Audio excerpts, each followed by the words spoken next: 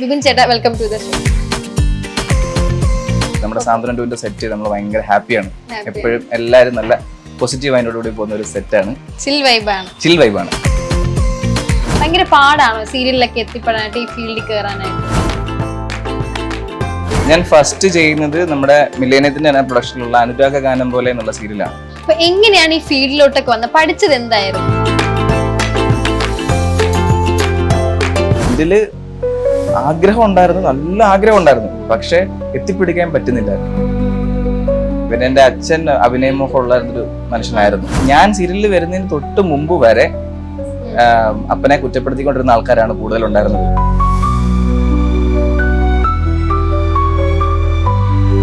എന്നെ ഈ ആനന്ദരാഗം സീരിയൽ കണ്ടിട്ട് ഒരു വെല്ലുമിച്ച് തല്ലാൻ പിടിച്ചിട്ടുണ്ട്.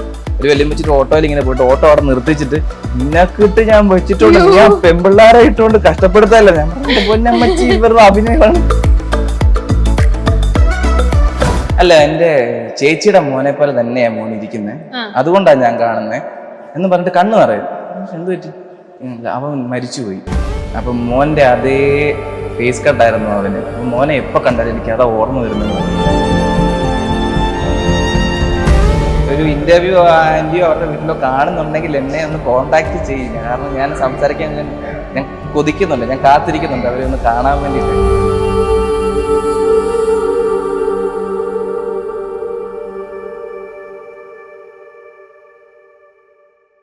ഹായ്, ഞാൻ അശ്വതി. സീരിയൽ 2 പുതിയ എപ്പിസോഡിൽ എല്ലാവർക്കും സ്വാഗതം. ഇന്ന് നമ്മളോടൊപ്പം ഉള്ളത് ഏഷ്യനെറ്റില് സാന്ത്വനം 2 എന്ന സീരിയലില് ആകാശ് എന്ന് പറയുന്ന ക്യാരക്ടർ ചെയ്ത് ബിബിൻ ബെന്നിയാണ് നമ്മളോടൊപ്പം ഉള്ളത്. അപ്പോ ബിബിൻ ചേട്ടാ, വെൽക്കം ടു ദ ഷോ. നമസ്കാരം. നമസ്കാരം. എന്തൊക്കെയുണ്ട് വിശേഷങ്ങൾ?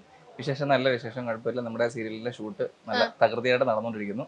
നമ്മുടെ സാന്ത്വനം 2 ഷൂട്ടിംഗ് ഒക്കെ വളരെ കാര്യമായിട്ട് നമ്മുടെ ട്രിവാൻഡ്രത്ത് ഇന്നിപ്പം ജഗതിയിലാണ് നമ്മൾ ഷൂട്ട് നടന്നുകൊണ്ടിരിക്കുന്നത്. എല്ലാം നല്ല അടിപൊളിയായിട്ട് ജോളിയായിട്ട് പോയിക്കൊണ്ടിരിക്കുന്നത്. നമ്മുടെ സാന്ത്വനം 2 സെറ്റ് നമ്മൾ ഭയങ്കര ഹാപ്പിയാണ്. എപ്പോഴും എല്ലാവരും നല്ല പോസിറ്റീവ് മൈൻഡോടുകൂടി പോകുന്ന ഒരു സെറ്റാണ്. ചിൽ വൈബാണ്. അതെ, ചിൽ വൈബാണ്.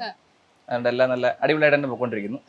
ഇതിലിപ്പോ എന്ത് ക്യാരക്ടറാണ്? ഇതിൽ ആകാശ് എന്നുള്ള ക്യാരക്ടറാണ് ഞാൻ ചെയ്യുന്നത്. അതായത് ബാലൻ എന്ന് ചെയ്യുന്ന കെ മേനോനാണ് ചെയ്യുന്നത്. അപ്പൊ ബാലൻ എന്ന കഥാപാത്രത്തിന്റെ ആൺമക്കളിലെ രണ്ടാമത്തെ മകനാണ്. 5 മക്കളാണ്. 5 മക്കളിൽ 3ാമത്തെ മകനാണ്. ആൺമക്കളിലെ രണ്ടാമത്തെ മകൻ. ആകാശ് എന്നുള്ള ഒരു പാവം ചെറുപ്പക്കാരൻ, ഒരു പഞ്ചപാവം ചെറുപ്പക്കാരൻ. റിയൽ ലൈഫിൽ അങ്ങനെയാണോ? റിയൽ ലൈഫിൽ പിന്നെ പാവമാണ്.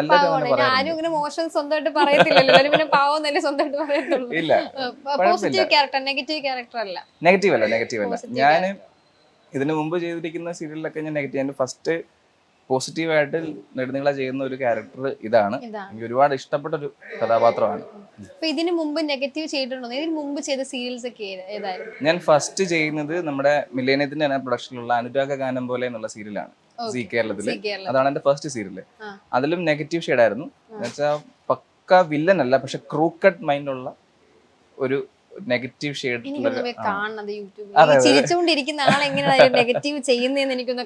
അത് നമ്മുടെ കവിത നായരുടെ എക്സ് ബോയ് ഫ്രണ്ട് ആയിട്ടുള്ള ഒരു ക്യാരക്ടർ ആയിരുന്നു. എക്സ് ബോയ് ഫ്രണ്ട് ആണ്. അപ്പം അതായത് ഹീറോയിന്റെ എക്സ് ബോയ് ഫ്രണ്ട്, അതായത് ഹീറോയുമായിട്ടുള്ള റിലേഷൻ ആയി കഴിയുമ്പോൾ തന്നെ അതില് കുശുമ്പ് അങ്ങനത്തെ കുറച്ച് കാര്യങ്ങളൊക്കെ ആയിട്ട് വില്ലന്മാരുടെ കൂടെ കൂടി അവരെ ഹെൽപ്പ് ചെയ്ത് ഇവരുടെ ലൈഫ് എങ്ങനെയെങ്കിലും തകർക്കണം എന്ന് പറഞ്ഞിരിക്കുന്ന ഒരു ക്യാരക്ടറാണ് അതിന്റെ അകത്ത് ചെയ്തിട്ടുള്ളത്. അത് എനിക്ക് ഭയങ്കര ഇഷ്ടമുള്ള ഒരു ക്യാരക്ടറായിരുന്നു. എനിക്ക് നെഗറ്റീവ് ചെയ്യാൻ ഭയങ്കര ഇഷ്ടമാണ്. അപ്പം അതിൽ വെച്ച് നോക്കുമ്പോൾ എനിക്ക് ഒരുപാട് ഇഷ്ടം. ഞാൻ അത് ഒത്തിരി എൻജോയ് ചെയ്ത ഒരു വർക്കായിരുന്നു. അത് ഇഷ്ടം. അത് കഴിഞ്ഞിട്ട് പിന്നെ വന്നത് അതിന്റെ ഇരട്ടി വില്ലനായിട്ട് ആണ് സൂര്യ ടിവിയിൽ വന്നത്. ആനന്ദരാഗം എന്ന് പറയുന്ന സീരിയൽ ഇപ്പം നിർത്തി കഴിഞ്ഞു. അപ്പോ അതിലെ ഇരട്ടി വില്ലനായിരുന്നു, ഒരു വൃത്തികെട്ട ആ ഒരു രീതിയിലുള്ള അടിപിടി അക്രമം. അത് ഹീറോയിന്റെ മുറച്ചെറുക്കൻ, മുറച്ചെറുക്കൻ എന്നുള്ള രീതിയിലാണ്. അപ്പൊ അത് അങ്ങനത്തെ ഒരു ക്യാരക്ടറായിരുന്നു. അല്പം കോഴിത്തരവും എല്ലാം ഉള്ള. അതായത് നായികയെ കിട്ടുന്നില്ല, നായികയ്ക്ക് ഓൾറെഡി കല്യാണം കഴിഞ്ഞു, പിന്നെ ഉള്ളത് നായികയുടെ അനിയത്തിയാണ്. അതായത് എന്റെ മുറപ്പെണ്ണില് മറ്റൊരാള്. അപ്പൊ അതിനു വേണ്ടിട്ട് നടക്കുന്നു, അതും കിട്ടുന്നില്ല. പിന്നെ അവർ താമസിക്കുന്ന വീട്ടിലെ വേറൊരു കുട്ടിയെ പ്രേമിക്കുന്നു. അത് അഭിനയിച്ച് ഇതായിരുന്നു. അത് പിന്നെ റിയൽ ലൈഫിൽ എക്സ്പീരിയൻസ് വെച്ച് അഭിനയായിരുന്നു. റിയൽ ലൈഫിൽ കോഴിയല്ല. റിയൽ ലൈഫില് കോഴിയല്ലെന്നാണ് എന്റെ സ്വന്തമായിട്ട് അതെ. ബാക്കി കൂട്ടുകാരുടെ ഒക്കെ ചോദിക്കുമ്പോ അവര് പറയും ഇത് കാണുന്ന ഫ്രണ്ട്സ് എന്തോ എങ്ങനെ വരും. നിങ്ങൾക്ക് എന്തായാലും ഇതിനടി കമന്റ് വരും ഉറപ്പാ. ചുമ്മാ ഇതൊക്കെ തള്ളാന്നോ. കോളേജിലൊക്കെ പഠിക്കുമ്പോ പിന്നെ സ്വാഭാവികമായിട്ടും അപ്പൊ അഭിനയിക്കേണ്ട കാര്യമില്ല, ഏയ് ഇല്ല, ഈ അതൊക്കെ- സ്ക്രിപ്റ്റ് ഇതൊക്കെ ഞാൻ ചെയ്യാം, ഇതൊക്കെ എന്ത് നിസ്സാരം. നീ ഇതില് കോഴിയാണ്, ഓ ഇന്ന് ഞാൻ സെറ്റ് അടിപൊളിയായിട്ട് ചെയ്ത് ടേക്ക് വേണ്ട, അങ്ങനെയാണോ പറഞ്ഞത്? ഇല്ല അങ്ങനെ സാധാരണഗതിയിൽ എല്ലാവർക്കും ഉള്ള പോലത്തെ ഒരു ഇതൊക്കെ ഉള്ളു, അല്ലാതെ ഇതൊന്നുമില്ല. Okay okay. അപ്പം അതിനുശേഷം ഏഷ്യനെറ്റിൽ ഫസ്റ്റ് ടൈം ആയിരുന്നു. ഏഷ്യാനെറ്റിൽ ഫസ്റ്റ് ആണ്. Okay. ഏഷ്യാനെറ്റില് ഭയങ്കര- ഫസ്റ്റ് പ്രൊജക്ട് ആണ് സാന്ത്വനം. അത് ഭയങ്കര, അതായത് നെഗറ്റീവ്സ് എല്ലാം ചെയ്ത് അതെല്ലാം കണ്ട് ഇഷ്ടപ്പെട്ട് നമ്മുടെ അനുരാഗാനം പോലെ നമ്മുടെ പ്രൊഡ്യൂസർ കണ്ടിട്ടുണ്ടായിരുന്നു. ഓക്കെ. അപ്പൊ മാഡത്തിന് അങ്ങനെ ഇഷ്ടപ്പെട്ടിരുന്നു തന്നെ. അപ്പൊ അങ്ങനെ ഒരു വിളിച്ചതാണ്. അപ്പൊ ഞാൻ ഓർത്ത് ആദ്യം വിളിച്ചത് വില്ലനാണ്, നെഗറ്റീവ് ആയിരിക്കും എന്ന് ഓർത്തു. ക്യാരക്ടറിനെ പറ്റി ഇവിടെ നിന്ന് സംസാരിച്ചു കഴിഞ്ഞപ്പോഴത്തേന് മനസ്സിലായി ഇതില്ലല്ലോ, ഇത് വില്ലനല്ല. അപ്പൊ എന്നോട് പറഞ്ഞു ഒരു പഞ്ചപാവം കഥാപാത്രമാണെന്ന് പറഞ്ഞു. ഞാൻ പറഞ്ഞു കൊള്ളാലോ, ഇതുവരെ ചെയ്തിട്ടില്ല. ഞാൻ കോമഡി ചെയ്തു, വില്ലത്തരവും ചെയ്തു. അപ്പൊ പഞ്ചപാവം കഥാപാത്രം ഞാൻ ചെയ്തിട്ടില്ല. ഇത് നോർമൽ പാവത്തിനെ കോട്ടിലും അപ്പുറം പാവമാണ് ഇതിനകത്ത്. അതൊന്നും അച്ഛന്റെ വാക്കിന് ഒരു മറുവാക്ക് പറയത്തില്ല, അങ്ങനത്തെ ഒരു കഥാപാത്രമാണ്. ഇതിപ്പം ചിലര് പറയുന്ന ഒരു നട്ടലില്ലാത്ത കഥാപാത്രമാണല്ലോ എന്ന് പറയും. പക്ഷെ എനിക്കത് ഒരുപാട് ഇഷ്ടമുള്ളൊരു ക്യാരക്ടറാണ്. കാരണം ശാന്തനും സമാധാനപ്രിയം, അടിപിടി അക്രമമൊക്കെ വരുമ്പോഴത്തേനും കൂടാറുണ്ട്. അതായത് നമ്മൾ ഇതിനു മുമ്പുള്ള എപ്പിസോഡുകളൊക്കെ കണ്ടവർക്ക് മനസ്സിലാവും, എന്തെങ്കിലും കുടുംബത്തിന് എന്തെങ്കിലും ഒരു ആവശ്യം വരുമ്പോ കൂടി നിന്ന് അത് സെറ്റാക്കാറുണ്ട്. മനസ്സിലായി. അപ്പം ഈ എല്ലാവർക്കും ഡൗട്ട് ഉണ്ട്, ഈ സാന്ത്വനം 1ഉം സാന്ത്വനം 2ഉം, അപ്പൊ ഈ സാന്ത്വനം 1ഉം 2ഉം തമ്മിൽ എന്തെങ്കിലും ബന്ധമുണ്ട്? ഇനി അതിന്റെ സെക്കൻഡ് പാർട്ട് ആണോ ഇത്? കാരണം അത് സ്റ്റോപ്പ് ചെയ്തപ്പോഴാണ് ഈ ഒരു സംഭവം വന്നത്. സാന്ത്വനം 1ഉം 2ഉം തമ്മിലുള്ള ബന്ധം എന്ന് പറഞ്ഞാൽ ഈ പേര് മാത്രമേ ഉള്ളൂ, പേര് മാത്രം. അതല്ലാതെ നമുക്ക് കാസ്റ്റിനോ ക്രൂവിനോ യാതൊരു ബന്ധവുമില്ല. അത് എപ്പോഴും ഇപ്പൊ ഓൾമോസ്റ്റ് നമ്മൾ 250 എപ്പിസോഡോട് ആകാറായി. അപ്പം ഇപ്പോഴും പലയിടത്തും കൺഫ്യൂഷൻ ഇതുപോലെ പറയാറുണ്ട്. പ്രത്യേകിച്ച് സീരിയൽ അധികം കാണാത്ത ആൾക്കാർ സാന്ത്വനം 1 കണ്ടിട്ട് സാന്ത്വനം 2 കാണാത്ത ആൾക്കാർ ഇപ്പോഴും ഉണ്ട്. 1ന്റെ സെക്കൻഡ് പാർട്ടാണ് 2 എന്ന് അങ്ങനെ വിചാരിക്കുന്നുണ്ട് ആൾക്കാർ, ഒരുപാട് പേര് അങ്ങനെ വിചാരിക്കുന്നു. പക്ഷെ അങ്ങനല്ല, സാന്ത്വനം 2 ഒരു ബന്ധവുമില്ല. നമ്മൾ മൊത്തത്തിൽ എൻറ്റയർ ടീം കാസ്റ്റും ക്രൂ എല്ലാം വ്യത്യാസമുണ്ട്. സാന്ത്വനം നമ്മളെ പേര് മാത്രം യൂസ് ചെയ്തു, പേര് മാത്രം നമ്മൾ ഇതിനകത്ത് യൂസ് ചെയ്തേ ഉള്ളൂ. അതെ. അപ്പൊ എങ്ങനെയാണ് ഈ ഫീൽഡിലോട്ടൊക്കെ വന്നത്? പഠിച്ചത് എന്തായിരുന്നു? ഞാന് ഞാനിപ്പോ MBA ആണ്, MBA ഗ്രാജുവേറ്റ് ആണ് ഞാൻ. അത് കഴിഞ്ഞിട്ട് വർക്ക് ചെയ്തിരുന്നു. വർക്ക് ചെയ്ത് കഴിഞ്ഞതിന് ശേഷം ജസ്റ്റ് അഭിനയമോഹം പണ്ട് മുതലേ ഉണ്ട്. ചെറിയ ചെറിയ ഷോർട്ട് ഫിലിംസ് ചെയ്തു, ഒരു സിനിമ ചെയ്തു. അപ്പം ഇതിൻ്റെയൊക്കെ ഒരു ഇതിൽ അത് കഴിഞ്ഞ് കുറേ ഗ്യാപ്പിന് ശേഷം ഞാൻ വർക്ക് ചെയ്തതിന് ശേഷം ഇങ്ങനെ സീ കേരളത്തിൽ ഒരു ഓഡിഷൻ വന്നു, സീരിയലിൻ്റെ ഒരു ഓഡിഷൻ വന്നപ്പോൾ ചുമ്മാ ഒന്ന് അറ്റൻഡ് ചെയ്ത് നോക്കിയതാ. അപ്പം ഈ മില്ലേനിയത്തിന്റെ പ്രൊജക്റ്റിലാണ് എനിക്ക് സെലക്ഷൻ കിട്ടിയത്. അനുരാഗ ഗാനം പോലെ KK രാജീവ് സാറ് ഡയറക്റ്റ് ചെയ്യുന്ന സീരിയൽ, അതാണ് എൻ്റെ സീരിയലിലെ ഡെബ്യൂ. അതാണ് KK രാജീവ് സാറിന്റെ കീഴിലാണ് ഫസ്റ്റ് ഞാൻ വർക്ക് ചെയ്യുന്നത്. അതിനുശേഷം ഞാൻ സൂര്യ TV വന്നു. പിന്നെ കൈരളിയിൽ ഒരു സിറ്റ്കോം ഉണ്ടായിരുന്നു, അവിടുത്തെ പോലെ ഇവിടെ എന്ന് പറയുന്ന ഒരു പ്രോഗ്രാം ഉണ്ടായിരുന്നു. അതാണ് മൂന്നാമത്തേത്. സാന്ത്വനം 2 നാലാമത്തേത്. അങ്ങനെ ഒരു എത്ര വർഷമായിട്ട്, ഇപ്പം എത്ര ഇയർ ആയിട്ട് ഈ ഒരു ഫീൽഡ്? 2.5 വർഷമായി. 2.5 വർഷം. പെട്ടെന്ന് ഒരു ചേഞ്ച് ആയിരുന്നു അത്. അപ്പം എങ്ങനെ ഉണ്ടായിരുന്നു ആ ഒരു ഫീല്? നമ്മൾ പ്രതീക്ഷിക്കാതെയാണല്ലോ ഈ ഒരു ഓഡിഷൻ കയറി വന്നത്. അപ്പൊ എങ്ങനെ ഉണ്ടായിരുന്നു ആ ഒരു ഫീല്? ഞാൻ സത്യം പറഞ്ഞാല് ഈ പറഞ്ഞതുപോലെ അഭിനയമോഹം ഉള്ളിലുണ്ടെന്ന് പറഞ്ഞാലും കംപ്ലീറ്റ് ആയിട്ട് ഞാനതങ്ങ് വിട്ടായിരുന്നു. ഇനിയിപ്പം വേണ്ട, ഇനിയിപ്പോ സിനിമ സീരിയലൊന്നും വേണ്ട, നമ്മൾ സാധാരണഗതിയിൽ അങ്ങ് പോയാൽ മതി. സീരിയല് ആഗ്രഹം ഉണ്ടായിരുന്നു, നല്ല ആഗ്രഹം ഉണ്ടായിരുന്നു, പക്ഷെ എത്തിപ്പിടിക്കാൻ പറ്റുന്നില്ലായിരുന്നു.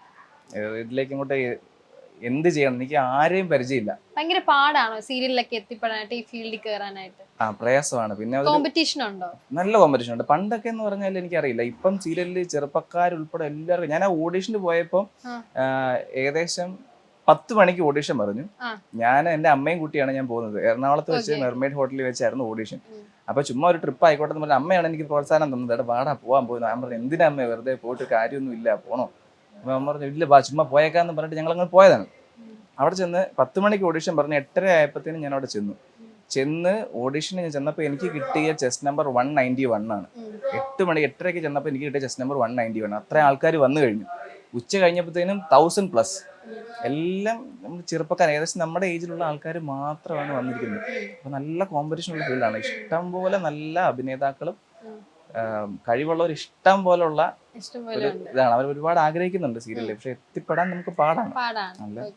അപ്പൊ ഇനി കുറച്ച് നാളായിട്ട് മൂവിയിലോട്ട് പോകാനുള്ള അങ്ങനെ മൈൻഡ് സെറ്റ് എന്തെങ്കിലും ഉണ്ട്? മൂവിയാണ് മൂവിയാണല്ലോ നമ്മുടെ എല്ലാവരുടെയും ഒരു ഡ്രീം. ഒരു ഫൈനൽ ഡെസ്റ്റിനേഷൻ എന്ന് പറയുമ്പോൾ നമ്മുടെ മൂവിയാണ് നമ്മുടെ മൈൻഡിലുള്ളത്. അത് ആഗ്രഹമാണ്. അതെ, സിനിമ ഞാൻ ഒരു സിനിമ ചെയ്തു, പക്ഷെ സിനിമ അത്ര സക്സസ് ആയില്ല. അതായത് ഒരു സിനിമയിൽ ചെയ്തു, ത്രൂ ഔട്ട് റോൾ ഉണ്ട്, അത് റിലീസായ സിനിമയാണ്. പിന്നെ ഒരെണ്ണം തമിഴ് ചെയ്തിരുന്നു, അത് ഫേമസ് ആയിട്ടുള്ളൊരു സിനിമയാണ്, തലൈവി എന്ന് പറയുന്നൊരു സിനിമ. അതില് പക്ഷെ ടെലികാസ്റ്റ് ചെയ്ത് വന്നപ്പോ കാണാൻ പോലും ഇല്ല. അത് കട്ട് ചെയ്തത് ചെറിയൊരു സംഭവമല്ല, അത് അൺവാണ്ടഡ് ആയിട്ടുള്ള ഒരു പോർഷനാണ്. അപ്പൊ കട്ട് ചെയ്തതിൽ പറ്റി കാര്യമൊന്നുമില്ല. പക്ഷെ എനിക്ക് സങ്കടം വന്നു, കാരണം അത് വലിയൊരു പടമാണ്, ഒരു പാൻ ഇന്ത്യൻ മൂവി ആയിരുന്നു. അപ്പൊ അതിൽ നിന്നൊരു ചെറിയ പോർഷനേ ഉള്ളൂ, അത് കട്ട് ചെയ്ത് കളഞ്ഞു, കുഴപ്പമില്ല. അപ്പൊ അങ്ങനെ മൂവി ചെയ്തൊരു എക്സ്പീരിയൻസ് അങ്ങനെയുണ്ട്. പിന്നെ പണ്ട് തൊട്ടേ സീരിയലിലെ കാര്യങ്ങളൊക്കെ ഇങ്ങനെ കേട്ട് വളർന്നതാണ്. അവരൊക്കെ സീരിയല് പണ്ട് തൊട്ടേ സീരിയല് കാണുന്നതാണ്. പിന്നെ എന്റെ അച്ഛൻ അഭിനയമോഹമുള്ള ഒരു മനുഷ്യനായിരുന്നു. അപ്പം അച്ഛക്ക് പണ്ട് തൊട്ടേ ഈ സീരിയലുമായിട്ട് കുറച്ചൊക്കെ ബന്ധമുണ്ട്. സീരിയല് അഭിനയിക്കണം അല്ലെങ്കിൽ നിർമ്മിക്കണം എന്നൊക്കെ പറഞ്ഞിട്ട് നടന്നിട്ട് ഒരാളാണ്. എന്റെ പേരിൽ ഇഷ്ടം പോലെ വീട്ടിൽ നിന്ന് തെറി കേട്ടിട്ടുണ്ട്. വീട്ടിൽ നിന്ന് പറഞ്ഞാല് കല്യാണത്തിന് മുമ്പും ശേഷവും ഒരുപാട് പേര് പുച്ഛിച്ച് തള്ളിയിട്ടുണ്ട്. അതായത് ഫാമിലി മെമ്പേഴ്സ് പോലും പുച്ഛിച്ച് തള്ളിയിട്ടുണ്ട്. എന്ത് കാര്യത്തിന് കുറെ പൈസ കൊണ്ട് കളയുകയാണ്, നീ എന്തിനു കൊണ്ട് കളയുകയാണ് എന്നൊക്കെ പറഞ്ഞിട്ട് കുറെ ഇങ്ങനെ പുച്ഛിച്ച് തള്ളി. അപ്പം ഞാൻ സീരിയലിൽ വരുന്നതിന് തൊട്ട് മുമ്പ് വരെ അപ്പനെ കുറ്റപ്പെടുത്തിക്കൊണ്ടിരുന്ന ആൾക്കാരാണ് കൂടുതലുണ്ടായിരുന്നത്. അത് ഒളിഞ്ഞും തെളിഞ്ഞും പറഞ്ഞവരും ഉണ്ട്, ഫ്രണ്ട്സും ഉണ്ട്, ഫാമിലിയും ഉണ്ട്, എല്ലാരും പറഞ്ഞവരുണ്ട്. അതുകൊണ്ട് കുറെ കൊണ്ട കളഞ്ഞല്ലേ എന്നൊക്കെ പറഞ്ഞു. പിന്നെ ഞാൻ സീരിയലിൽ വന്നപ്പോ എല്ലാരും തുടക്കത്തിൽ അപ്പന്റെ അതേ പാത പിന്തുടരാൻ വേണ്ടിട്ട് അവൻ വരുന്നുണ്ട്, പക്ഷെ തിരിച്ചു പിടിച്ചു. ഇപ്പൊ അതിന്റെ പേരില് എന്റെ അച്ഛൻ ഒരു ഇതായിട്ട് നിൽപ്പുണ്ട്. ഒരു ആഗ്രഹം ഉണ്ടായിരുന്നു, പക്ഷെ അത് കുറച്ചെങ്കിലും ഇതിൽ കൂടെ നിറവേറ്റാൻ പറ്റിയെന്നാണ് ഞങ്ങള് വിചാരിക്കുന്നത്. ഇപ്പൊ നേരത്തെ ചെയ്തോണ്ടിരുന്ന വർക്കും ഇപ്പൊ ചെയ്തോണ്ടിരുന്ന വർക്കും ഉള്ള ഡിഫറൻസ് എന്തായിരുന്നു? നേരത്തെ ഈ ഫീൽഡ് അല്ലായിരുന്നു, നമ്മൾ MBA ഒക്കെ പഠിച്ച് ഡെയിലി ഓഫീസിൽ പോകുന്നു. അപ്പൊ ഇത് രണ്ടും ഉള്ള വ്യത്യാസം എന്തായിരുന്നു? ഇതാണ് കുറച്ചുകൂടെ പ്രയാസം. ഇച്ചിരി ബുദ്ധിമുട്ട്. നമ്മള് ജോലി ചെയ്യുന്ന പോലെ അല്ല. അതായത് ഓരോന്നിനും അതിൻ്റെ ബുദ്ധിമുട്ടുണ്ട്, ഇല്ലെന്നല്ല ഞാൻ പറയുന്നത്. സീരിയല് സംബന്ധിച്ച് ഇത് ചിലർ പറയുന്നത് ആർക്കും വേണമെങ്കിലും പോയി അഭിനയിക്കാം. ഇപ്പൊ ചില ടീച്ചേഴ്സ് ചില സ്റ്റുഡൻസിനോടൊക്കെ പറയുന്നത് നിങ്ങൾക്ക് ഒന്നും അറിയത്തില്ല, വല്ല അഭിനയിക്കടാ, വല്ല സിനിമയിലോ സീരിയലിൽ അഭിനയിക്കടാ എന്നൊക്കെ പറഞ്ഞു വിടുന്നുണ്ട്. പക്ഷെ ഭയങ്കര പ്രയാസമുള്ള ഒരു ജോലിയാണ്. എനിക്ക് സിനിമയെ കാട്ടി കുറച്ചുകൂടെ ബുദ്ധിമുട്ട് ചെയ്യാൻ സീരിയലാണെന്നാണ്. അങ്ങനെയാണോ എല്ലാരും പറഞ്ഞത്? സിനിമ ഭയങ്കര പാടാണ്, സിനിമ കുറച്ചുകൂടെ എളുപ്പമാണ് സീരിയലിൽ അഭിനയിക്കാൻ എന്നൊക്കെ പറയും. പക്ഷെ എന്താണ് റിയാലിറ്റി? സീരിയൽ കുറച്ച് പാടാണ്. കാരണം നമ്മള് ഒരു മൾട്ടി ടാസ്കർ ആയിരിക്കണം ഒരു സീരിയല് ചെയ്യണമെന്നുണ്ടെങ്കിൽ. അതായത് സംഭവം ചില മൂവ്മെന്റ്സ് ഓൾറെഡി നമുക്ക് മനസ്സിലുണ്ടായിരിക്കണം. നമുക്ക് ഡയറക്ടർ നമുക്ക് പറഞ്ഞനുസരിച്ച് ആ വഴി കൂടെ പോകാൻ പാടുള്ളൂ. പ്രോംപ്റ്റിങ് കേൾക്കണം, കേട്ടിട്ട് ആ മീറ്റർ വിടാതെ നമ്മൾ പറയണം. അതിന്റെ ഫീൽ എന്താണോ ആ ഫീൽ വിടാതെ നമ്മൾ പറയണം. അതായത് ഒരെണ്ണം കേട്ടോണ്ട് നമ്മുടെ മുഖത്തെ എക്സ്പ്രഷൻ ഇട്ടുകൊണ്ട് നമ്മുടെ ആയിട്ടുള്ള മീറ്റർ പറഞ്ഞുകൊണ്ട് ഈ പറഞ്ഞിരിക്കുന്ന സ്ഥലത്തൂടെ പൊസിഷനിൽ മൂവ് ചെയ്ത് ഫോക്കസും വിടാതെ നമ്മളത് മൂവ് ചെയ്ത് ഇങ്ങനെ ചെയ്യാന്ന് പറഞ്ഞാൽ ഇച്ചിരി പ്രയാസമുള്ള ഒരു കാര്യമാണ്. പിന്നെ ഈ പബ്ലിക്കിനെ ഫേസ് ചെയ്യാൻ ബുദ്ധിമുട്ടുള്ളവർക്കും ഇച്ചിരി പാടാണ്. കാരണം ഔട്ട്ഡോർ ഷൂട്ടുകൾ വരാം പലയിടത്തും. അപ്പം ചെയ്തുകൊണ്ടിരിക്കുന്ന വഴിക്ക് തന്നെ പല കമന്റ്സുകളും കേൾക്കാം. അപ്പൊ അതൊന്നും ശ്രദ്ധിക്കാതെ നമ്മളിരുന്ന് ചെയ്യാന്ന് പറയുന്നത് ഇച്ചിരി പ്രയാസമുള്ള ഒരു കാര്യമായിട്ടാണ് പൊതുവെ ഞങ്ങൾക്ക് തോന്നുന്നത്. വിപിൻ ഇപ്പൊ എന്തൊക്കെ കമന്റ്സ് ആണ് പൊതുവെ വരുന്നത്? ഫാൻസ് ഒക്കെ ഉണ്ടോ? Girl fans? ചേട്ടാ മറ്റേ സീരിയലിലേക്കല്ലേ? ഫാൻസുകാരെന്ന് വെച്ചാൽ അങ്ങനെയുള്ള ഒരു ഫാൻസ് ഒന്നും അല്ല, പക്ഷെ ഇഷ്ടപ്പെടുന്ന ആൾക്കാർ ഒരുപാട് പേരുണ്ട്. അവര് മെസ്സേജ് അയക്കാറുണ്ട്. നേരിട്ട് കാണുമ്പോൾ ഹായ് ചേട്ടാ ഞാനിങ്ങനെ ഫാനാണ്, കാണാറുണ്ട്, സാന്ത്വന ഭയങ്കര ഇഷ്ടമാണ്, ആകാശിന്റെ ക്യാരക്ടർ ഭയങ്കര ഇഷ്ടമാണ്. ഞങ്ങള് പൊതുവെ സത്യം പറഞ്ഞാല് ഇതിലേക്ക് വരുന്നതിന് തൊട്ട് മുമ്പേ ഒന്ന് പ്ലാൻ ചെയ്തിരുന്നു. കാരണം ഏഷ്യാനെറ്റ് എന്നൊരു പ്ലാറ്റ്ഫോമാണ്. ഇതുവരെ നമുക്ക് കിട്ടിയിരിക്കുന്ന ഒരു ഇത് ലെവലല്ല. ഏഷ്യാനെറ്റിലെ സീരിയൽസിന് എപ്പോഴും ഇച്ചിരി ഒരു ഹൈപ്പ് ഉണ്ട്, കൂടുതൽ ഒരു റീച്ച് ഉണ്ട്. അപ്പോൾ ഓൾറെഡി ഞങ്ങൾ കുറച്ചുപേര് ഇങ്ങനെ പ്ലാൻ ചെയ്തു. നമ്മൾ ഈ സീരിയലുള്ളവർ തന്നെ ഓൾറെഡി പ്ലാൻ ചെയ്തിരുന്നത്. അതായത് നമുക്ക് എന്ത് ആൾക്കാർ നമുക്ക് ഒരു മെസ്സേജ് അയച്ചാലും അതിന് മാക്സിമം പറ്റുന്നത്ര റിപ്ലൈ കൊടുക്കുക. കാരണം ജാടയെന്ന് ആരും വിചാരിക്കുന്നത്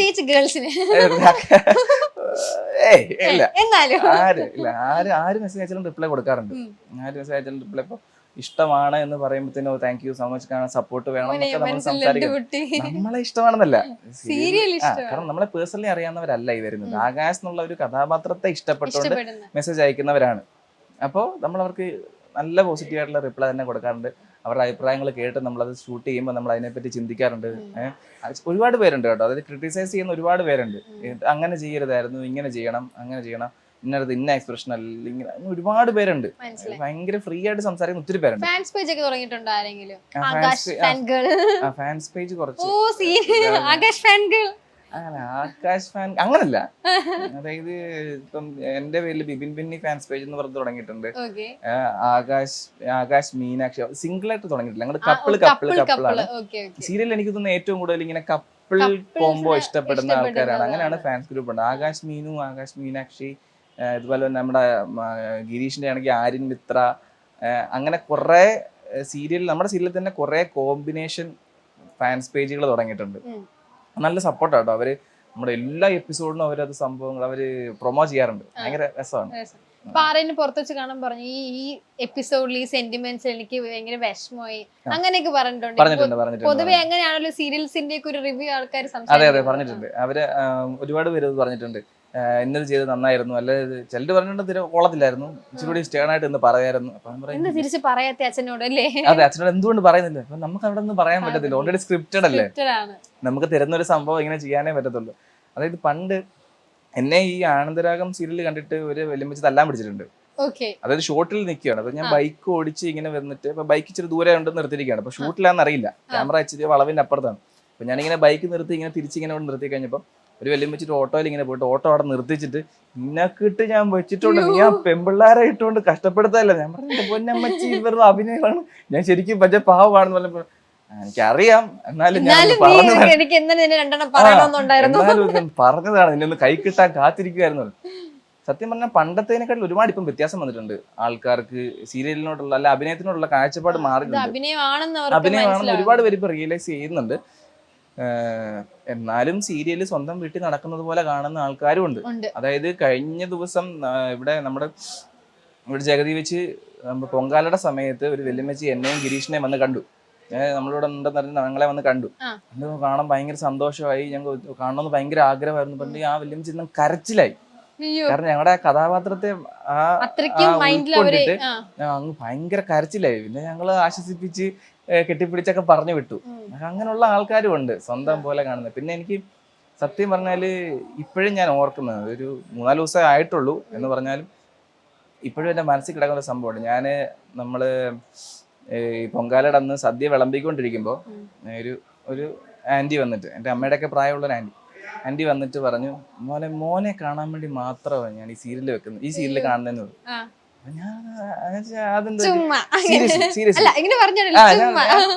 സദ്യ ഇങ്ങനെ വിളമ്പിക്കൊണ്ടിരിക്കുകയാണ്, ഭയങ്കര തിരക്കാ. അപ്പൊ ഇങ്ങനെ വന്നിട്ട് ഇങ്ങനെ പൊക്കോണ്ടിരിക്കും, ലൈനിൽ ഇങ്ങനെ വന്നിട്ടുണ്ട്, മോനെ കാണാൻ വേണ്ടി മാത്രമാണ് ഈ സീരിയൽ കാണുന്നത്. അതിൻ്റെ ആയിട്ടുള്ളൊരു സ്റ്റഫ് ഉണ്ടോ എനിക്ക്? എന്ത് പറ്റി? അല്ല, എൻ്റെ ചേച്ചിയുടെ മോനെ പോലെ തന്നെയാ മോൻ ഇരിക്കുന്നത്, അതുകൊണ്ടാണ് ഞാൻ കാണുന്നത് എന്ന് പറഞ്ഞിട്ട് കണ്ണ് നിറയുന്നു. എന്ത് പറ്റി? അവൻ മരിച്ചുപോയി. അപ്പം മോൻ്റെ അതേ ഫേസ് കട്ടായിരുന്നു അവന്. അപ്പം മോനെ എപ്പോൾ കണ്ടാലും എനിക്ക് അതാ ഓർമ്മ വരുന്നതെന്ന് പറഞ്ഞു. എനിക്ക് എന്ത് പറയണമെന്ന് അറിയത്തില്ല, കാരണം അതുവരെ ഞാൻ ചിരിച്ചു തരുന്നത് ആണോ എന്നൊക്കെ ചോദിച്ചിട്ട് ഇത് കേട്ട പെട്ടെന്ന് ഞാൻ വല്ലാണ്ടായിപ്പോയി.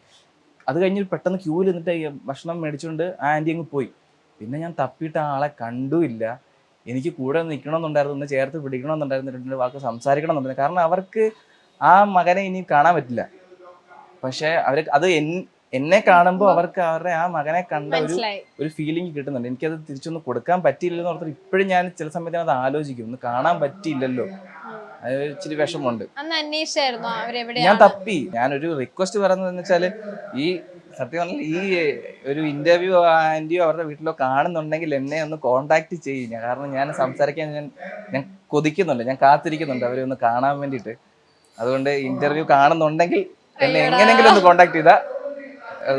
ഒരു ജാടയോ അങ്ങനെ ഒന്നും ഇല്ലല്ലേ? ഇങ്ങനെ ഭയങ്കര സിമ്പിളാ ജാട. നമ്മള് പൊതുവെ നമ്മള് കുറെ സീരിയൽ ആക്ടേഴ്സിനെ കാണുമ്പോഴത്തേക്കും ഭയങ്കര ജാടയായിരിക്കും, ഭയങ്കര ആറ്റിറ്റ്യൂഡ് ഒക്കെ ഇട്ട് നടക്കും. അങ്ങനെ ഒത്തിരി പേര് നമ്മൾ കണ്ടിട്ടുണ്ടല്ലോ. ഇല്ല, അങ്ങനൊന്നും തോന്നിയിട്ടില്ല. കാരണം നമ്മള് സാധാരണ ആൾക്കാരെ പോലെ തന്നെ. ഇപ്പൊ ഞാനാണെങ്കിലും ഇപ്പൊ അവനാണേലും ഇപ്പൊ ഗിരിയാണേലും ഞങ്ങള് ചുമ്മാ വഴി കൂടെ ചുമ്മാ ഇറങ്ങി നടക്കും. നമ്മള് വീട്ടിൽ ഇരുന്ന ഡ്രസ് ഇട്ടോണ്ട് നമ്മള് ചുമ്മാ ഇറങ്ങി നടക്കും. അല്ലാതെ പുറത്തിറങ്ങുമ്പോ മേക്കപ്പ് ഇട്ട് നടക്കണമെന്നോ അല്ലെങ്കിൽ കൂൾ ഗ്ലാസ് വെച്ച് നടക്കണമെന്നൊന്നും നമുക്കില്ല. നമ്മള് സാധാരണ അങ്ങനെയുള്ളപ്പോ തന്നെ ആൾക്കാര് അവരുടെ റെസ്പോൺസ് നമുക്ക് കിട്ടുന്നത് വേറൊരു രീതിയിലാണ്. ഇപ്പൊ ഒരാളെ കാണുമ്പോഴത്തേനും ഇങ്ങനെ കൊടുക്കുന്നതിനെക്കാട്ടില് നമ്മൾ അവരുടെ കൂടെ നിന്നിട്ട് നമ്മൾ എങ്ങനെയാണോ അങ്ങനെ അങ്ങ് കാണിക്കുക.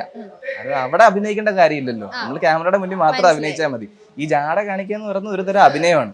അതായത് നമ്മുടെ ഒരു ഇത് പോകരുതല്ലോ. ഞാൻ വലിയൊരു സീരിയലിലുള്ള ആളാണ്, അല്ലെ സിനിമയിലുള്ള ആളാണ്, അതുകൊണ്ട് എന്റെ സാധനം വിടാതെ ഞാൻ ഇങ്ങനെ നിൽക്കണമല്ലോ എന്നും പറഞ്ഞുകൊണ്ട് നിൽക്കേണ്ട ആവശ്യമൊന്നുമില്ല. നമ്മൾ അവരുടെ കൂടെ തന്നെ നിൽക്കുമ്പോഴത്തേനും ഇപ്പോഴും ഇവിടെ പൂജപ്പുരയിൽ ഞങ്ങളുടെ ഇടയ്ക്ക് പുറത്തിറങ്ങുമ്പോഴത്തേനും നമ്മുടെ മാർക്കറ്റ് ഒക്കെ ഉണ്ട്, ഫിഷ് മാർക്കറ്റ് ഉണ്ട്, പച്ചക്കറി മാർക്കറ്റൊക്കെ ഉണ്ട്. അവിടെ പോകുമ്പോൾ ചില അമ്മച്ചിമാര് ഇപ്പോഴും ഓടി വന്നിട്ട് കയ്യലിങ്ങി പിടിക്കും. കൈ പിടിക്കുമ്പോൾ എവിടെ ആയിരുന്നു, കുറെ ആയല്ലോ കണ്ടിട്ട്. കാരണം അവർക്ക് ഭയങ്കര ഇഷ്ടമാണ് നമ്മളോട്. അപ്പൊ അങ്ങനെയൊക്കെ കിട്ടുമ്പോഴത്തേനും ചിലരെ സ്ഥിരം കാണുന്ന ആൾക്കാരുണ്ട്.